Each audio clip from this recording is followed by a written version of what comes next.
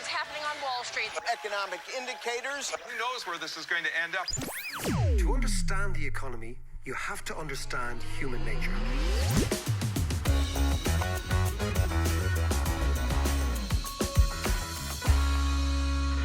How are you doing there? It is New Year's Eve 2019. Welcome to the podcast. Normally in the podcast, we take a topic, we take an issue, we analyze it, we give our take on it, and we move on. This week, it's going to be different because it is New Year's Eve.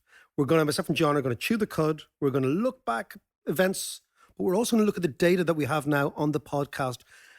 As of today, we have hit over 1.25 million downloads, which is amazing. And thank you so much for your time, because people's time is precious. Everyone's time is precious, and you give us your time, and we really, really appreciate that and respect it.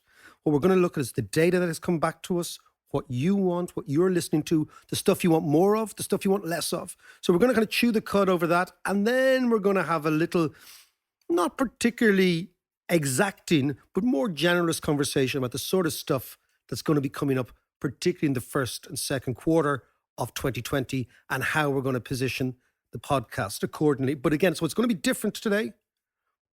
But I think at the top, what I want to say to you is thank you so much for listening. It has been a brilliant time doing it, and I'm looking forward to 2020, and so is John. Absolutely. Hear, hear. How are you doing, Head? I'm very good. I'm recovering from, as I was telling you before, the deadly flu that hit Ireland. In fact, almost every family I know had the flu. I'm still kind of recovering from it. But I don't like to go on about it. You know me. I thought that was made of stronger stuff. I thought that was your commitment to smoking 40 fags a day, that cough. Industrial amounts. So Christmas all right? Christmas is great. Any rows? Family okay? No, we were all fairly well behaved, I think. Yeah. Fairly well behaved. Yeah, we were good. We even ventured up north, which is always a touchy one. Yeah, well, at least you're back. So we're back in one piece. There were no rows around the dinner table, which is quite extraordinary, given, as I told you, they all, with the exception of one or two at the dinner table, voted for the big B, the Brexit. Yeah. We didn't touch that topic until about 2 a.m. And then everyone was just too bored of it. It's like, oh man, whatever. And probably didn't have the energy exactly. I didn't have the energy. Follow through. But it's been great. And I mean, here we are. New Year's Eve 2019. What a year. It's been a hoot, and we put this thing together, no real expectation.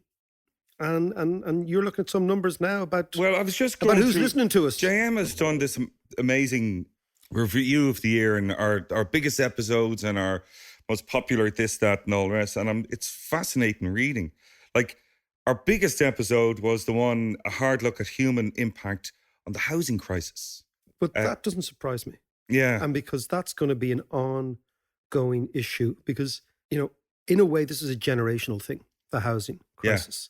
That if you are our age, there's a highly likelihood that the housing crisis is something that is affecting your children's prospects. Yeah. Well, you know, we're thinking, okay, our kids are teenagers, but in time they're going to want to move out, et cetera, et cetera. But anybody between the ages of 25 and 40, this is the big issue of our times. It's like, I remember we were talking about the idea that housing isn't just about a roof over your head. It's about kind of dignity, that people need to have the dignity of a place. Absolutely. And they also need to be able to grow up. You know, remember we were talking about the milestones in life. That's the key thing, is being able to strike out on your own. Because as long as you're still living with the parents and stuff, and there's nothing wrong with that as such if you're stuck in the situation, but as long as you're still there, you're not being yourself and you're not allowing yourself to grow up and move on to the next phase. Life is full of phases, and that's a key one, the 20s. Jeez, you're full of wisdom today, man. Oh, I'm telling you, what's the story? No, but it is. So that was like, again, like what we're trying to do this New Year's Eve in terms of the podcast isn't really a massive take on something significant that's going to happen right today. We're just looking at the podcast, what you liked, what you didn't like, what actually ranked highly, what didn't rank highly, also how you reacted to things. Because what's very interesting for us, for John and I, is when we're doing the podcast, you do it into the ether and you're not really sure where it's landing.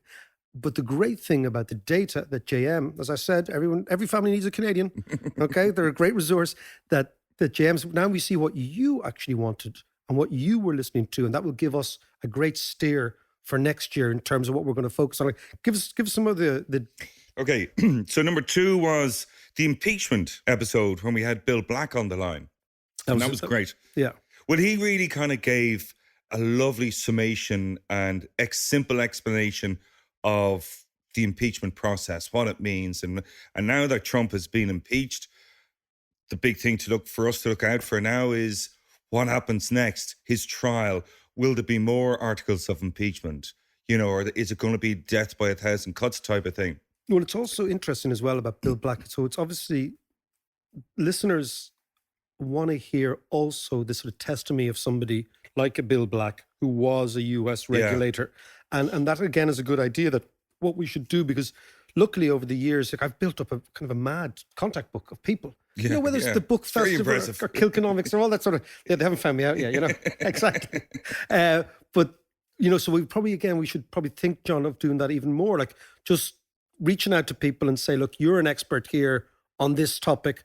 Come and talk to us for a while, because Diane Coyle as well on the Brexit piece not too long ago when I was away. Yeah. Also, you want somebody who's actually... She was great, actually. You want somebody who's living it. And I think... So again, I think the message coming back from the listeners is more of that, please, isn't it? Yeah, it's getting more of those kind of experts just to give us an insight into... And a slightly different angle, which is brilliant. Yeah, absolutely. And a different voice. So but number 3... we haven't been found out yet. Yeah, not yet. I'm sure they're on to us. Number 3 was the live show. Oh, that's interesting. Yeah. Again, well, I think what we're definitely going to do, and thank you very much for your support of the live show. It was really good fun, but it's a lovely feeling. It was a blast. It was a blast. Remember, I was saying to you beforehand in the run up to it, and it was literally a month or 2 months in the run up to it. I was terrified, and I don't mind saying, I was actually having mini panic attacks in the run up to it. Every time I thought of it, I was going, oh my God. And then 5 minutes, 10 minutes into it, I was loving it. You were flying. You were flying. Well, it's very interesting you talk about panic attacks, because I have them. People don't see that. People always see, someone like me who does a lot of public speaking and does a lot of that sort of stagecraft idea. I think it should be maybe reassuring to anyone listening who gets these panic attacks is there's nothing wrong with you. I get them too. And I get very nervous before events. I get very, just nervous. I get a really weird feeling. It's interesting. I was saying to you, we were in the pub last night, and I was with a few of my mates, and actually that very topic came up about stress, mental health, and panic attacks. And we're kind of the whole bunch. Maybe there was 8 or 9 of us, and everybody had a story. Yeah. About either when stress got too much of them, or like one guy in particular talked about his panic attacks, and I was looking at him going, you're the last person I would have thought would have a panic attack. And he described the whole thing, and it was just that kind of being overwhelmed. Yeah, by something that you think it's an extraordinary feeling, because, and again, it's good. It's really good to talk about these things in public, particularly when people see, public figures, and they say, wow, that guy must be so confident, all that sort of stuff. No, in actual fact, all of us have these, it's a fear of something awful happening, and it's irrational, but it becomes overwhelming. Yeah. And then it becomes, initially it's psychological, and then it becomes physical. It's actually a physical fear. It's an anxiety. It's like an ache. You feel like, I don't want to do this. Yeah. And then, of course, you see the audience, you do your thing, and in most cases, it does subside. Yeah. And actually, it's like your body saying, okay, you're in control now. This is all right. But I think it's quite natural to have anxieties before performances. Absolutely. But did I ever tell you the story about Mark, our mate Mark, when we went on that Picos trip, and we went on big hike up the mountain? We're up about 900 meters, 1,000 meters. This amazing view across the Picos is in northern Spain, mountain range in northern Spain. By the way, just John is at the age that he does the Camino. No, I've never done the Camino. He goes walking. but anyway, Mark is great crack, and he's full of bravado and stuff. But we went up and we got up high, and we kind of crossed a snowfield. So we were crossing a snow line. That was grand. And we got to the point where we couldn't go any further. So we were coming back down and something just switched in Mark's head. And he couldn't walk back across the snowfield because it was on a 45-degree angle. And just below the snowfield was that 800-meter drop, sheer drop. And he got a panic attack. And he was hugging the mountain. He was going, I was trying to bring him up and bring him across another way and down. And he just couldn't get his head around it. And he knew I was talking purely sense to him. And he knew I was talking sense to him, but he couldn't get his head around it. And we were there for 2 hours. He was trying to ring a helicopter. And I was going, no, please don't. He couldn't find a number for a helicopter. And so eventually how we got him across was Twix bars. I went across to You mean like a golden Labrador that would follow the Twix bars? No. I got a bag. We had a bag of Twix and brought them over to him, rammed about 3 or 4 into him. So he got this huge sugar rush. And then as he was on the sugar rush, I just pushed him across. Really? It was grand, yeah. Well, I mean... It was a panic attack, full-blown panic attack. And then that sugar kind of hit him, got him across, and then he kind of came down, was exhausted. Yeah, no, but I mean, in that case, that wasn't really a panic attack. I suspect that was kind of a logical analysis of the situation, which is 4 middle-aged lads on very, very high cliff in Spanish Mountain. One could easily fall off. In actual fact, I'm with them on that. But it is interesting. So what are the other? The other ones. Let's see. The other ones. What have we got? Number 3 was Ireland, Brexit, and the Great British Break-Off. Yes. Britsplaining. Britsplaining is a great one. Yeah, just so you know. If you haven't heard that podcast, Britsplaining, you'll have heard of the expression mansplaining, when a man sits down beside, a really, let's say, rather overconfident man sits down beside a woman and explains feminism to her. So that's mansplaining. Britsplaining is when an overconfident Brit sits down against the background of Brexit and explains Ireland to an Irish person. And that was what we were getting a hell of a lot of. Yeah, we were getting loads of that. Yeah. Number 5 was, and this is a good one, Boris Johnson is not a politician, he's a gambler. But he's a gambler that paid off. He's a gambler that everyone underestimates Johnson. At every stage in this saga, since he became Prime Minister, he has been written off, discounted, and whatever your politics, there's something about Johnson that he has an ability to pull victories out of the jaws of defeat. And as a politician, that's an extraordinary thing. Wasn't Napoleon said about generals? Just give me a lucky general. Right? Right, I don't want a good one. I don't want a bad one. I want one who's lucky. And maybe Johnson is lucky in the sense that the cards kind of fall for him, because nobody gave him a hope in hell of getting a Brexit deal with the EU withdrawal agreement, and he did.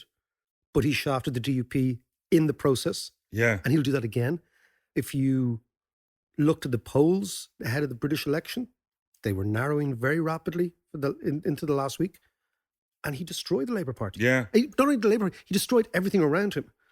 So he's more interesting than I think people want to give him credit for, because he's that buffoonish type of character. Yeah. The kind of upper class twit that nobody wants to give any credit to. But in actual fact, I think we'll underestimate him at our peril. Absolutely. And that it's certainly one to watch. Yeah. And, of course, in the end of this month, they're out and they're on their way. So we're in the total lap of the gods as Jerry Adams said about the Provos, they haven't gone away, And Britain, remember he said that? Yeah. And Brexit is not going to go away. In actual fact, something we thought was probably dead and buried, the hard Brexit, will be back. Let's actually look forward, because I think if we look forward at big issues coming down the tracks, Brexit is still going to remain a massive issue. Absolutely, of course, yeah. Because by giving themselves, which I always find very interesting about the Conservatives, they've put into British law that their withdrawal agreement has to be done by next December, as if putting it into British law affects the European negotiating side. Yeah. I mean, that doesn't affect anything. It's just they've given themselves, and again, it's weird. It's another red line that's not necessary. It's another sort of accelerated timetable that's not necessary. But the future, we're going to do podcasts, the future of the city. What's the future of finance in the UK? Yeah. What's the future of migration in the UK? What's the future of industry in the UK? What sort of regulation are they going to have? What sort of trade barriers are they going to have? I mean, basically, no country has ever gone and dismantled a free trade agreement. But most trading negotiations, most trading agreements are all about how do we make trade more open with our major partner, right?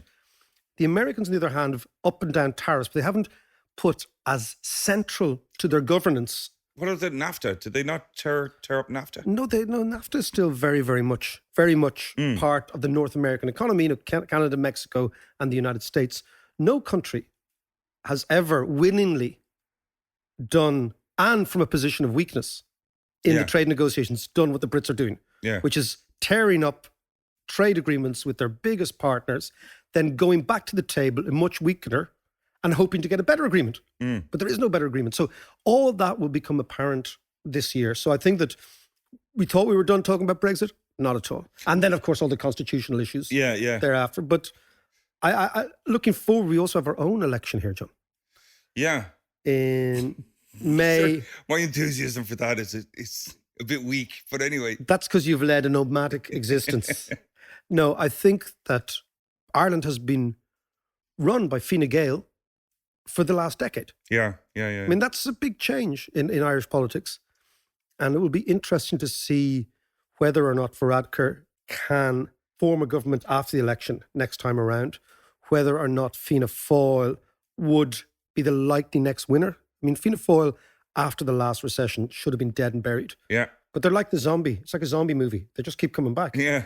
Well, I think, this is something that we kind of disagree on a little bit, but is the rise of populism in Ireland and how that will play out in the elections. I think that would be really interesting, actually. Well, I think what could be interesting is not that a populist emerges, but that populism, the dog whistle of populism, forces the centre parties to move to a right-wing position on something. Now, my view has always been that in the last 10, 15 years, Ireland has been an exceptional country. And I mean exceptional is that it has accepted itself from global trends. Populism being the major one, particularly with respect to immigration. I would like to see that remain the case, but I think this election here, could mark. I mean, again, what I would like to think of, and again, the podcast to position itself as we are going into the third decade of the 21st century. That's the way I see it. So big trends like technology, big trends in medical advances, big trends in science, big trends in economics, big trends in demographics, big trends in the way the economy is managed. These are the things that I think we should be talking about. Like, for example, what we haven't focused hugely about, and I want to do a little bit more of it, is like this low interest rate environment. What is it doing to the world? Interest rates are very, very low for very, very long. How's that affecting financial markets? How's it affecting the banking sector? Like really meat and vegetable sort of stuff that sometimes when there's too much current affairs going on, you forget the analysis that you need to do. Yeah. But it's very, very clear that listeners want current affairs, reaction to current affairs, takes on the world, which I think we should still absolutely focus on. But there's that idea that the podcast, we are lucky enough to have listeners listening to us as we go into a new decade. I think that's a nice way to frame everything. Yeah. But it's always good to understand, I mean, particularly for me, the non-economists, just to understand the underlying trends and the stuff that underpin the current affairs a little bit more, and just in a much more simpler way. But I'm looking forward to that. But the big thing I'm looking forward to actually this year is on the other side of the water is the Mary Kay and the impeachment, first of all, the possible new articles of impeachment to be introduced, the trial, and of course, the big election. Well, it's interesting you say that because I think the trial of Donald Trump will set the agenda for the American election.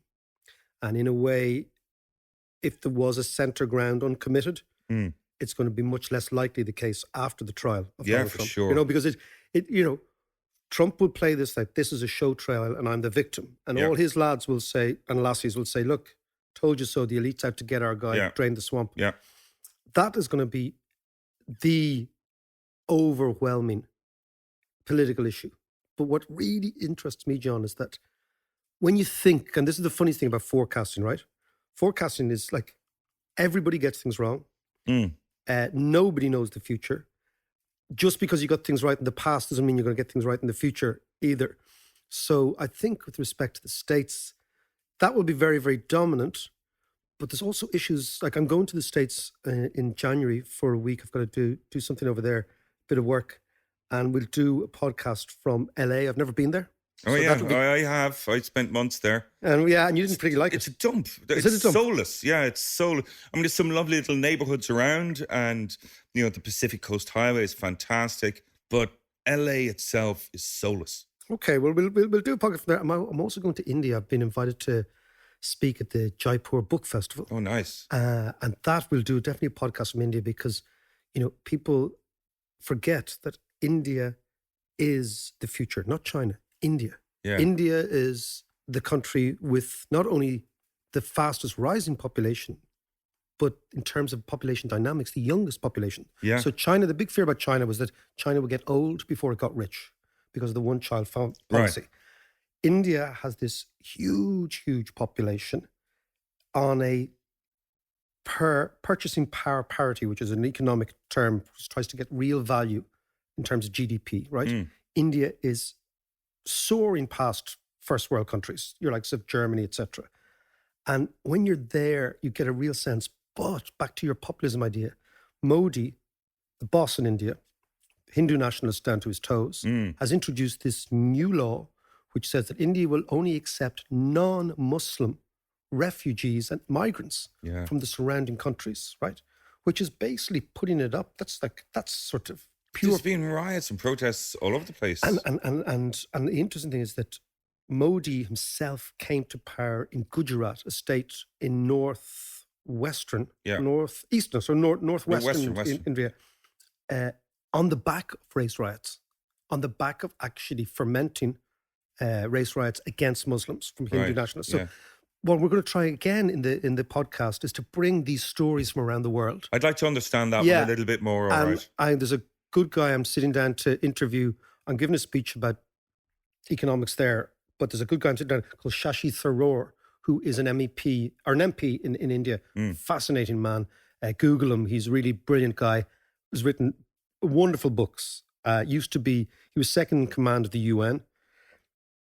And it's just a fascinating, interesting person. And we sometimes sitting over here in Western Europe don't realize what's going on over in Asia Yeah, and how quickly the whole place is changing Yeah. and how fragile the place is. yeah.